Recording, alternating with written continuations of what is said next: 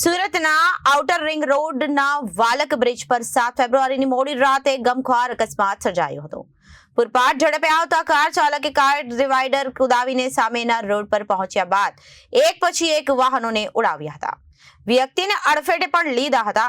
આ ઘટનામાં ઈજાગ્રસ્તોને સારવાર માટે હોસ્પિટલમાં ખસેડવામાં આવ્યા હતા, જે પૈકી 2 સગાભાઈનું મોત નીપજ્યું છે, જ્યારે એક મહિલા સહિત 4 લોકોને ગંભીર હાલતમાં સારવાર હેઠળ છે।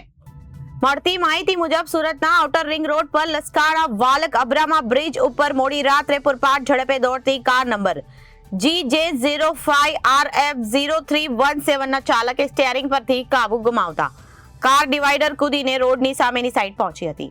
કાર ચાલકે સામેથી આવતા એક પછી એક કુલ 5 વાહનોને ઉડાવી 6 વ્યક્તિઓને અડફેટે લીધા। અકસ્માતમાં તમામ ઈજાગ્રસ્તોને સારવાર માટે હોસ્પિટલમાં ખસેડવામાં આવ્યા હતા।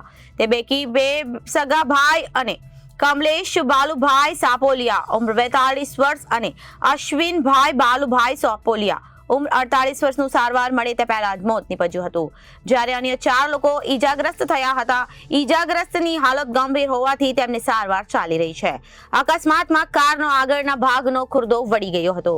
આ સાથે જ અડફેટે આવેલા વાહનોનો પણ કડુચલો વળી ગયો હતો।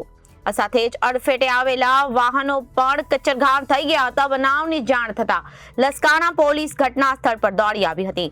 બનાવને પગલે લોકો પણ એકત્રિત થઈ ગયા હતા। અકસ્માત સમયે કારમાં 4 જેટલા યુવાનો સવાર હતા।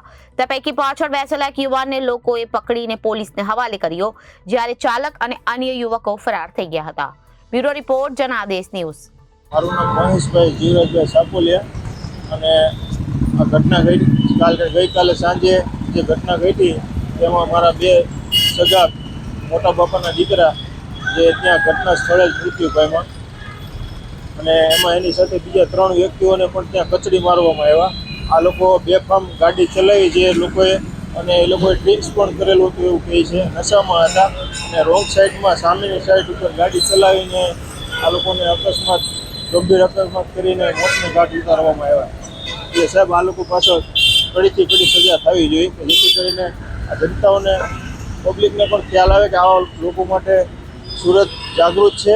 અને હું કમિશનરશ્રીને પ્રાર્થના કરું છું મારા ભાઈ સાથે જ છે, એવું કોઈ સાથે નહોતું।